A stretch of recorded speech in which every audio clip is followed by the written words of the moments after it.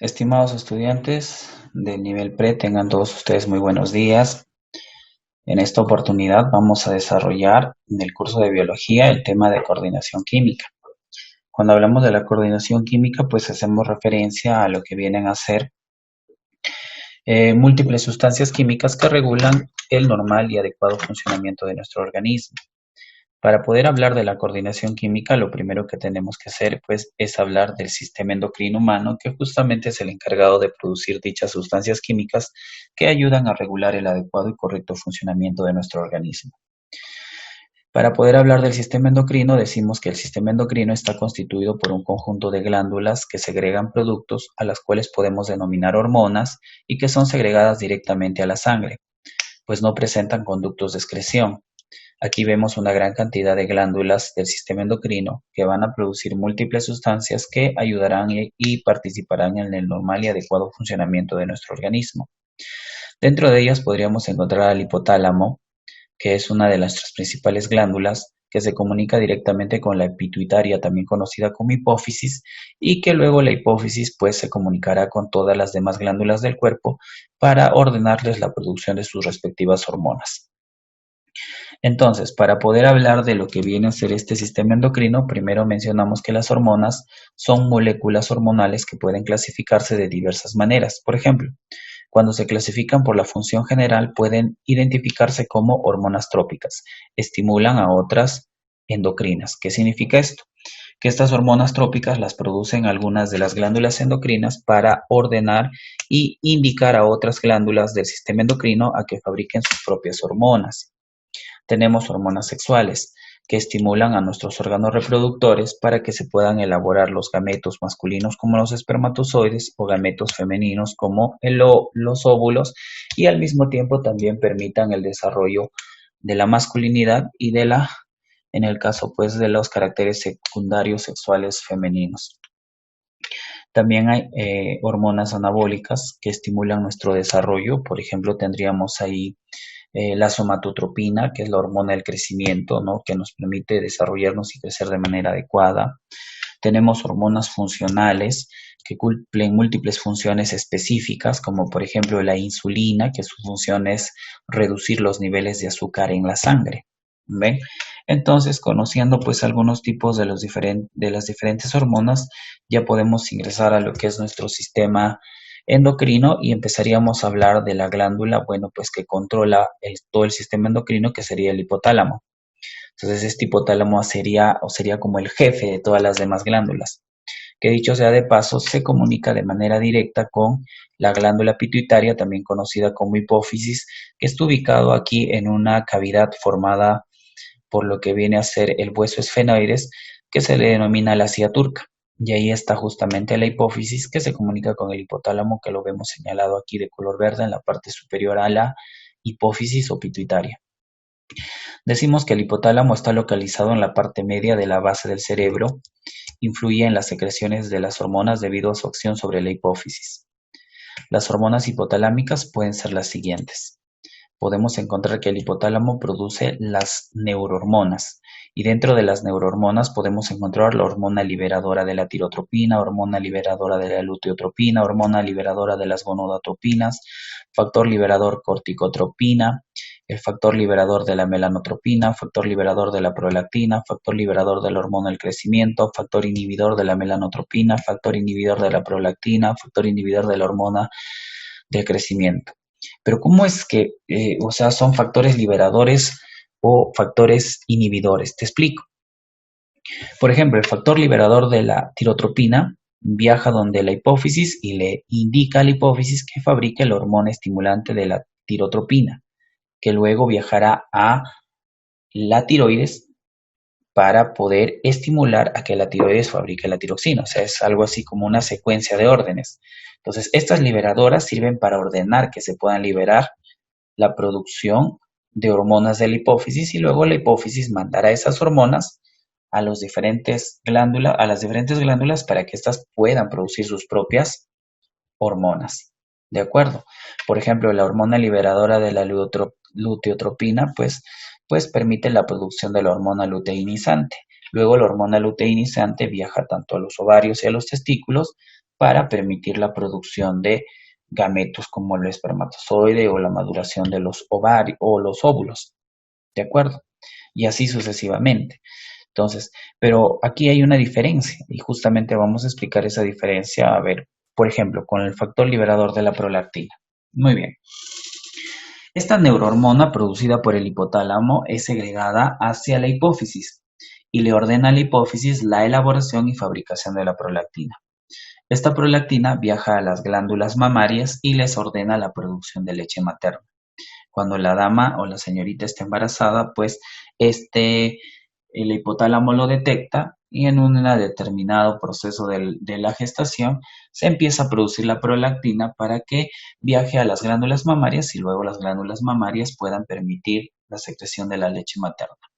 Ahora, pero como nosotros sabemos, pues los bebés al nacer no van a lactar pues toda la vida, ¿no? Lactarán, lo recomendable según los médicos es que tengan una lactancia mayor a 1 año y medio. Entonces, pongamos de que la mamá al 1 año y medio decide pues destetar al bebé.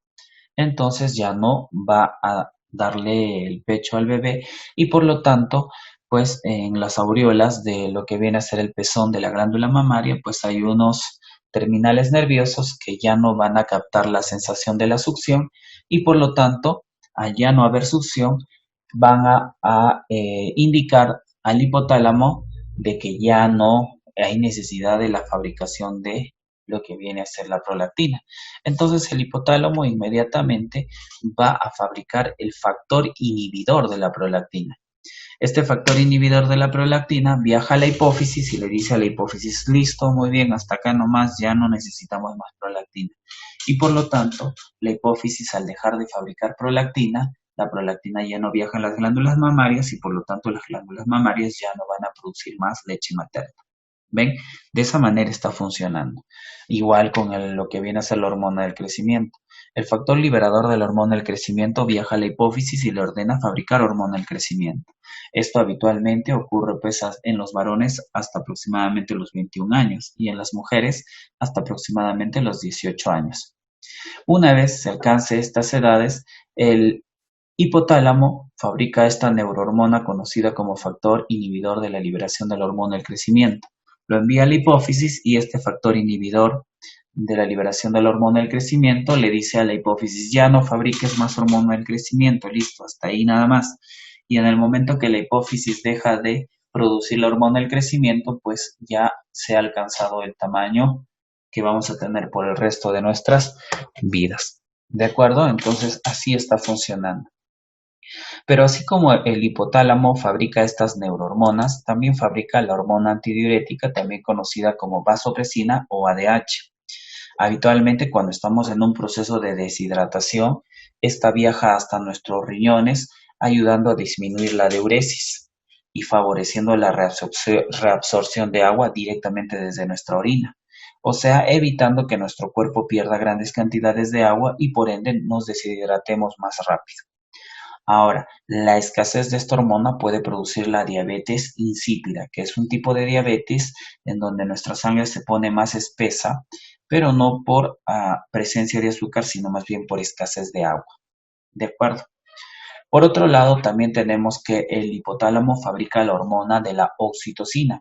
Esta hormona de la oxitocina, también conocida como la hormona del parto, ¿no? Permite la contracción uterina durante el proceso del parto para que justamente pues el bebé pueda salir, ¿no? Entonces contrae al útero para que el bebé pueda ser expulsado. Estimula también, dice, la eyección de la leche materna. A ver, vamos a ser bien claros. No la producción lo permite la prolactina, pero la eyección, o sea, que ya empiece a salir, a brotar la leche materna de las glándulas mamarias. Eso sí ayuda a la oxitocina y justamente se da en el momento del parto. Cuando nace el bebé, una de las primeras cosas que ocurre es que después de que lo han sacado al bebé, lo ponen junto a la madre para que la madre lo pueda lactar, ¿cierto? Y ya se está produciendo la secreción de la leche materna, gracias a la hormona oxitocina producida por el hipotálamo. Entonces aquí vemos que el hipotálamo pues se encarga de controlar a la hipófisis a través de lo que viene a ser las neurohormonas y luego la hipófisis Gracias a esas neurohormonas fabrica sus propias hormonas y luego las envía a todas las demás glándulas del cuerpo. Por ejemplo, en la hipófisis pues, se produce la hormona estimulante de las cápsulas suprarrenales que van a estimular a las glándulas suprarrenales a fabricar sus propias hormonas. La hormona estimulante de la tiroides, que le va a ordenar a la tiroides fabricar su propia hormona. La hormona estimulante del crecimiento, que va a actuar sobre nuestros huesos y músculos, permitiendo crecer y desarrollarnos. ¿No? Las hormonas estimulantes de los testículos y ovarios que van a permitir que estos puedan producir sus propias hormonas y maduren tanto espermatozoides como óvulos. ¿No? La hormona estimulante de las glándulas mamarias, la prolactina, ¿no? Que justamente va a permitir que las glándulas mamarias puedan producir la leche. Entonces, ¿pero de dónde vino la orden? El hipotálamo primero le ordenó a la hipófisis y luego la hipófisis fabricó sus propias hormonas para ordenar a cada una de las demás glándulas. O sea, hay una sucesión de mando. El jefe sería el hipotálamo, el segundo al mando la hipófisis y luego la hipófisis manda a todas las demás glándulas. Justo ahora hablamos de la hipófisis, que es la segunda al mando. Está localizado en la silla turca del hueso esfenoides, ya te mostré hace un momento en el gráfico. Está unido al hipotálamo mediante una estructura que se llama tallo hipofisiario. Tiene forma ovalada, aproximadamente tiene 1 gramo de peso o masa. El diámetro es de 15 milímetros. Presenta 3 partes, el óvulo anterior, el óvulo posterior, y ambos segregan hormonas. Pero también, bueno, en algunos casos podemos considerar un lóbulo intermedio, que sería la parte intermedia entre estos dos lóbulos. En el óvulo anterior, también conocido como adenohipófisis, vamos a encontrar la estructura glandular, donde justamente se van a producir las hormonas.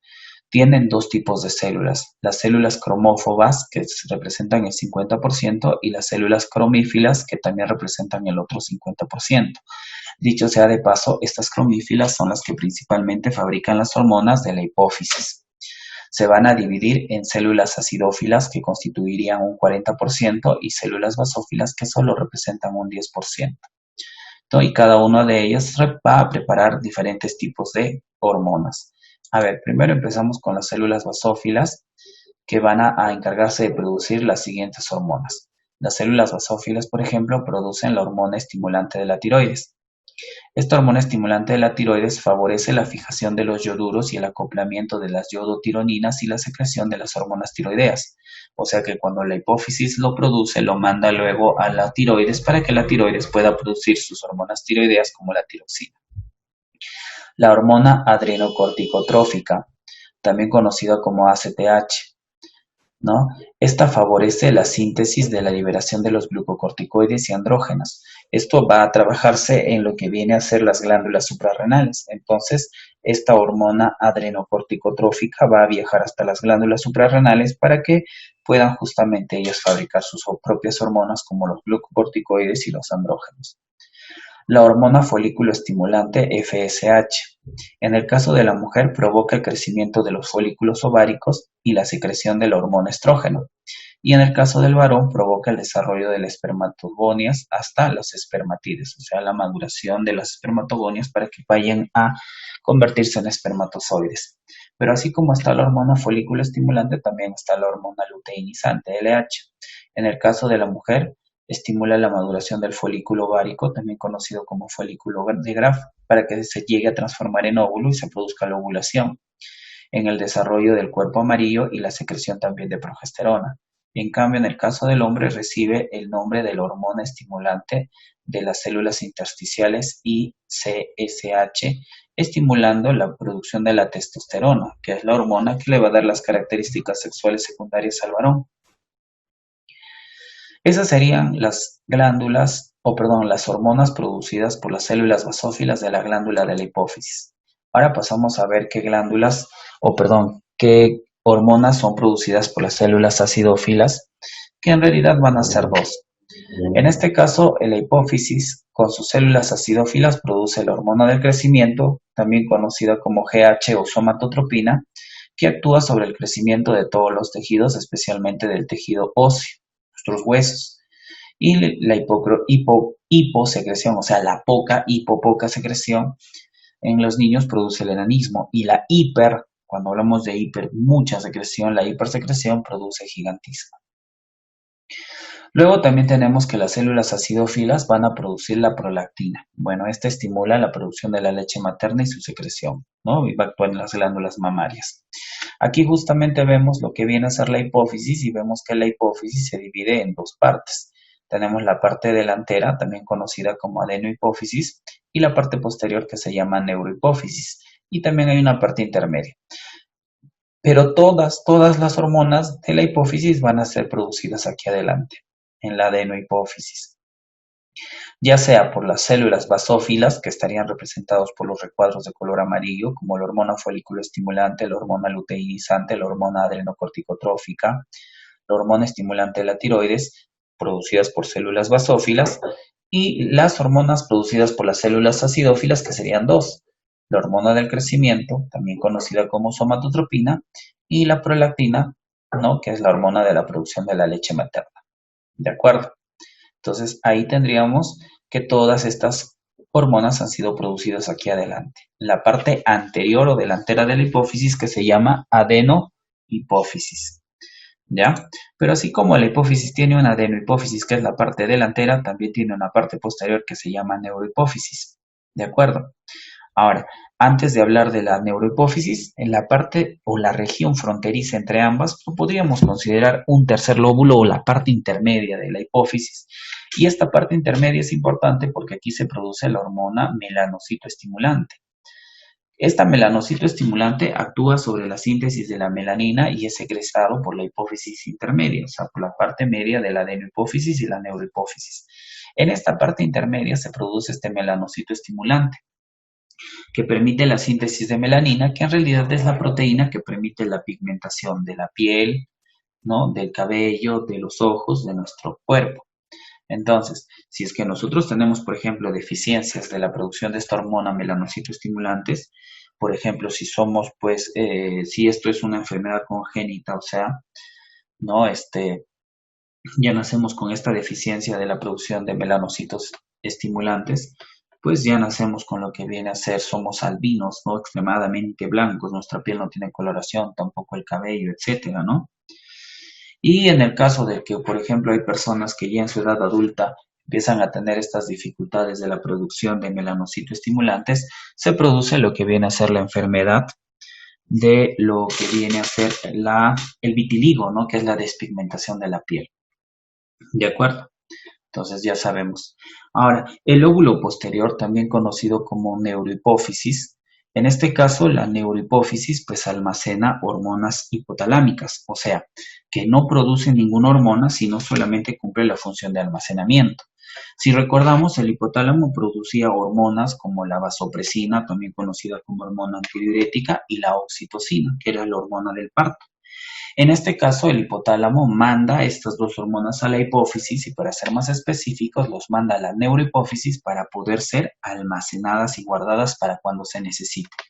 Entonces, el lóbulo posterior del hipotálamo, conocido como neurohipófisis, almacena las hormonas hipotalámicas como la hormona antidiurética, también conocida como vasopresina, y la oxitocina, la hormona de la contracción uterina.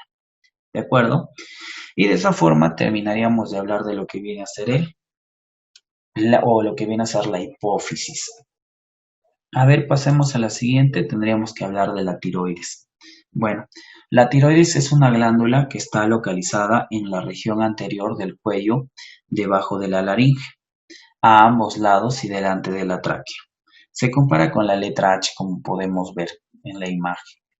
Decimos que esta pues pesa 20 gramos o a 30 gramos y tiene pues o está formada por los folículos tiroideos y las células parafoliculares. Ya, en el caso de lo que vienen a ser los folículos tiroideos, aquí se están produciendo lo que vienen a ser la triyodotironina, que también se conoce como T3, y la teta-yodotironina, también conocida como tiroxina o T4. Estas dos hormonas pues van a cumplir la función de aumentar el metabolismo celular. Cuando hablamos del metabolismo celular estamos diciendo que activan a nuestras células para que cumplan sus funciones como la respiración, nutrición y todos los procesos metabólicos que realizan nuestras células. Por otro lado, también dice ayudan o estimulan la diferenciación, Bueno, cuando nuestras células se inician, pues nacen como un solo tipo de células y estas, bueno, se tienen que diferenciar para formar los distintos tejidos que forman parte del cuerpo. Y en este caso, pues estas hormonas como la triiodotironina y la tiroxina, pues ayudan o estimulan ese proceso de diferenciación. Otro rol importante que cumplen estas hormonas, pues favorecen el proceso de mineralización. Cuando hablamos de la mineralización, estamos hablando del endurecimiento de nuestros huesos. Cuando nosotros nacemos, prácticamente tenemos un esqueleto cartilaginoso y este poco a poco, pues va a empezar a endurecerse. Y justamente depende mucho de la producción de estas hormonas como la tetraiodotironina, también conocida como tiroxina, o la triiodotironina, ¿no? Que justamente van a ayudar al proceso de mineralización, o sea, el proceso de endurecimiento de nuestros huesos, ¿de acuerdo? Entonces, eso es lo que podríamos mencionar de estas hormonas. Por otro lado, las células parafoliculares de lo que vendría a ser nuestra tiroides, pues se encargarán de producir hormonas como la calcitonina. Esta hormona, conocida como calcitonina, pues es una hormona encargada de lo que vendría a ser reducir la concentración de calcio en la sangre. Bueno, en nuestra sangre nosotros encontramos niveles de calcio. En realidad esos niveles de calcio son importantes. ¿Por qué? Porque ayudan en lo que vendría a ser la coagulación sanguínea. Cuando nosotros tenemos excesos de calcio en la sangre, pues sería bastante peligroso porque se podría coagular inclusive nuestra sangre en el interior de lo que vendría a ser nuestro cuerpo. Y es por eso que para evitar eso está la calcitonina, que reduce considerablemente los niveles de la concentración del calcio. Y esas serían las hormonas producidas por la tiroides. Pasamos a la paratiroides. La paratiroides dice que son dos pares de pequeños cuerpos ovoides, ahí está, un para acá, otro para acá, dos pares, ¿no? De pequeños cuerpos ovoides que miden 5 milímetros de diámetro, adheridos a la cara posterior de la glándula tiroides, o sea, en la parte posterior, por eso se llaman paratiroides. Están formados por células principales que se encargan de elaborar la hormona conocida con el nombre de paratormona. Esta paratormona es antagónica a la calcitonina. Si la calcitonina reducía el nivel de calcio en la sangre, más bien la paratormona, si tenemos pues escasez de calcio en la sangre, más bien aumenta los niveles de calcio en la sangre, permitiendo que tenga los niveles apropiados para que se pueda producir una correcta y adecuada coagulación sanguínea si tuviéramos algún tipo de herida, algún tipo de lesión. ¿De acuerdo? Entonces eso sería la paratiroides. Ahora vamos a pasar a hablar de lo que viene a ser el páncreas. Cuando hablamos del páncreas, tenemos que mencionar que es pues un órgano de forma alargada, pesa unos 70 gramos, se halla en la cavidad abdominal detrás del estómago. Y estos páncreas en su interior poseen unas estructuras denominadas islotes de Langerhans que tienen tres tipos de células. Las células alfa o A, que secretan glucagón y este aumenta la glicemia, o sea, aumenta los niveles de azúcar en la sangre. Las células beta, que son las más numerosas, segregan aproximadamente el 70% de la producción de los islotes de Langerhans y segregan lo que viene a ser la hormona insulina, que disminuye la glicemia, o sea, baja los niveles de azúcar en la sangre. La falta o disminución de esta hormona produce la denominada diabetes mellitus, ¿no? Que justamente pues es por tener exceso de azúcar en la sangre. Y las células delta, también conocidas como células D, segregan la somatostatina. Esta somatostatina en algunos casos ayuda al glucagón a elevar los niveles de azúcar en la sangre o en otros casos ayuda a la insulina a bajar o reducir los niveles de azúcar en la sangre. Aquí vemos el islote de Langerhans. Estos islotes de Langerhans, que son estructuras en el interior de nuestro páncreas, pues están formadas por tres tipos diferentes de células. Las células delta, que fabrican lo que viene a ser la somatostatina, las células alfas que fabrican el glucagón y las más abundantes que serían las células beta que estarían fabricando la insulina en el interior de los islotes de Langerhans. Ahora nos tocaría hablar de las glándulas suprarrenales. ¿Qué es lo que podemos decir nosotros de las glándulas suprarrenales?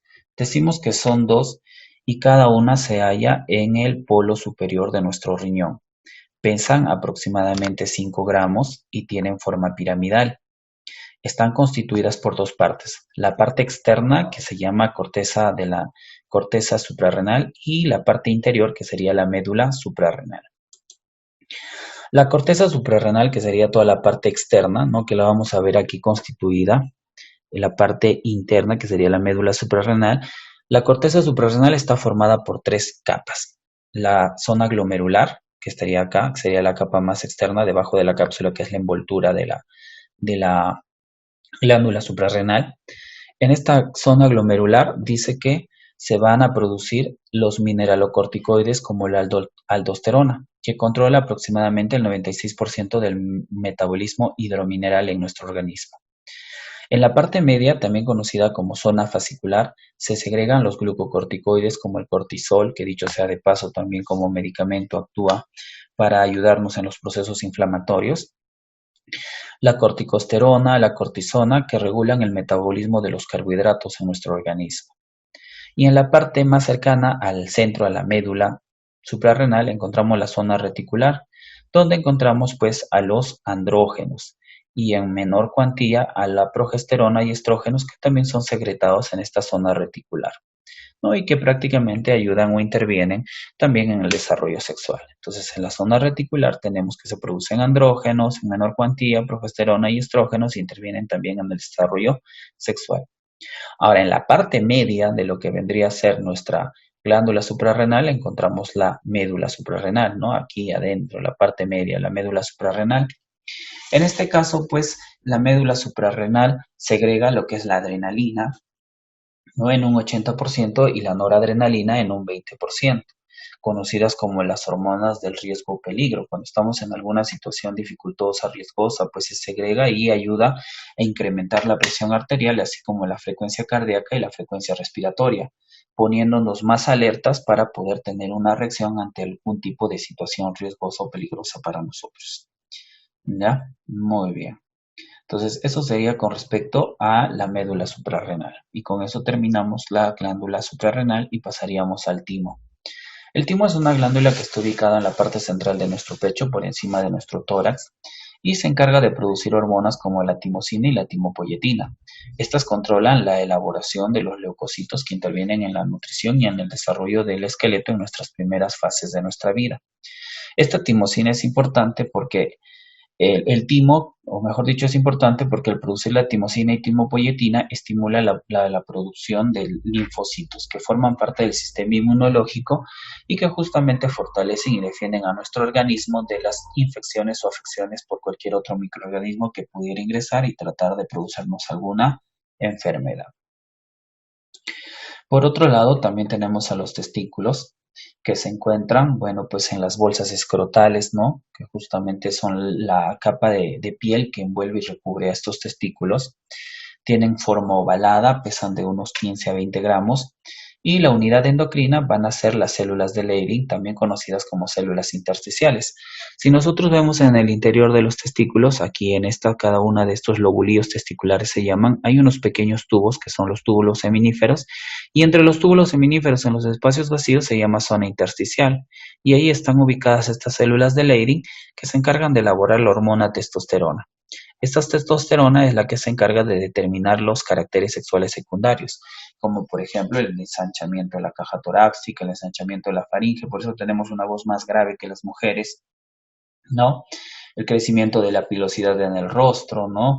El vello púbico, axilar, etcétera, ¿no? Todas esas características que hacen o son propias pues del varón. Por otro lado, también tenemos a los ovarios femeninos, ¿no? Bueno, estos ovarios pues se encuentran en la cavidad pélvica, son ovoides, pesan unos 8 gramos y tienen dos unidades. La teca interna, donde están los folículos ováricos y se sintetizan hormonas como el estrógeno, que se encarga de dar los caracteres sexuales secundarios a la mujer, como por ejemplo el ensanchamiento de las caderas, ¿no? Justamente para que crezca la pelvis y hay un espacio más grande para poder que puedan nacer los bebés, ¿no? El crecimiento de las glándulas mamarias, ¿no? La escasez de pilosidad en el rostro, que son justamente producidas pues por los estrógenos, ¿no? Que dan los caracteres sexuales secundarios a la mujer. También tenemos en lo que viene a ser el cuerpo amarillo, también conocido como cuerpo lúteo, que se encarga de sintetizar y secretar hormonas también como estrógenos, pero en mayor cuantía hormonas como la progesterona, también conocida como la hormona del embarazo, que justamente pues va a permitir todos los cambios necesarios para que la mujer pueda justamente tener el desarrollo del bebé dentro de su útero, ¿no? Imagínense todas las transformaciones y cambios que sufre el organismo de la mujer para que se pueda desarrollar el bebé en su interior. Esta progesterona permite todos esos cambios. Bueno, también está la inhibina, ¿no? Que justamente inhibe la producción de este tipo de hormonas cuando, por ejemplo, la mujer ya ha dado a luz, ¿no? Y justamente pues va a tener un periodo en el cual pues no va a producir estas hormonas y no va a producir, por ejemplo, procesos de ovulación, ¿no? Ahí está la inhibina. Y la relaxina que también pues ayuda a relajar los músculos, por ejemplo, de órganos como la vagina durante el parto para que justamente se pueda estirar y pueda justamente ser el conducto de salida del bebé. Por otro lado, también tenemos al riñón. El riñón también es un órgano, en este caso, pues, que va a cumplir una función hormonal, ya que va a secretar, va a secretar sustancias como el factor intrínseco eritropoyético FER, que al unirse con una proteína plasmática se le denomina eritropoyetina y esta estimula a la médula ósea roja para el aumento de glóbulos rojos. Si tuviéramos deficiencias de esta eritropoyetina, pues tendríamos, por ejemplo, enfermedades como lo que vendría a ser la anemia, ¿no? Entonces hay que tener bastante cuidado. Entonces, justamente el riñón también produce, pues, hormonas, ¿no? Y de esta manera, pues, estaríamos terminando con lo que vendría a ser nuestra clase del día de hoy y pasamos a desarrollar nuestra práctica. A ver, de manera rápida, empezamos con la práctica del día de hoy y empezamos con la pregunta número 1. Dice, la contracción uterina durante el parto es causada por la hormona oxitocina. Alternativa B. La diabetes mellitus es causa de la hormona, bueno, diría, para ser más precisos, la falta de insulina o escasez de insulina. La insulina es elaborada por las células de Langerhans, células nonides, satélites, ambigua. Bueno, en este caso, pues, células de Langerhans no existen, son células alfa, beta y delta, ¿no? Pero ¿dónde se producen? En el islote de Langerhans. Entonces, aquí podríamos decir que se producen por los islotes de Langerhans, para ser más específicos, por las células beta. Su acción antagónica a la paratormona, ¿quién lo cumple? La calcitonina. Mientras que la paratormona aumentaba los niveles de azúcar en la sangre, la calcitonina reducía los niveles de azúcar, perdón, de calcio, no de azúcar. La paratormona aumentaba los niveles de calcio en la sangre, la calcitonina reducía los niveles de calcio en la sangre. 5. Bueno, esto es de las fitohormonas, ¿no? Nos dice fitohormona que activa, así como nosotros los seres humanos tenemos hormonas, las plantas también los tienen.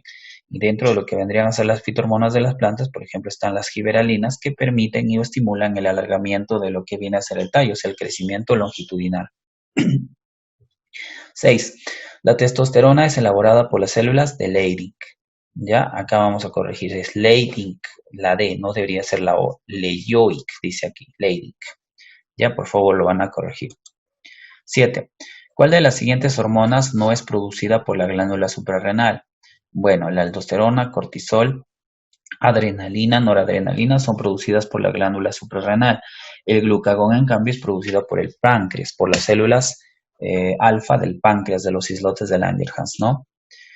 8. ¿Cuál de las siguientes hormonas es la tiroxina? Bueno, la T4, triyodotironina se llama, ¿no? Bueno, contienen yodo estas hormonas, por eso se llama tetrayodotironina. Triyodo es esta, la T3.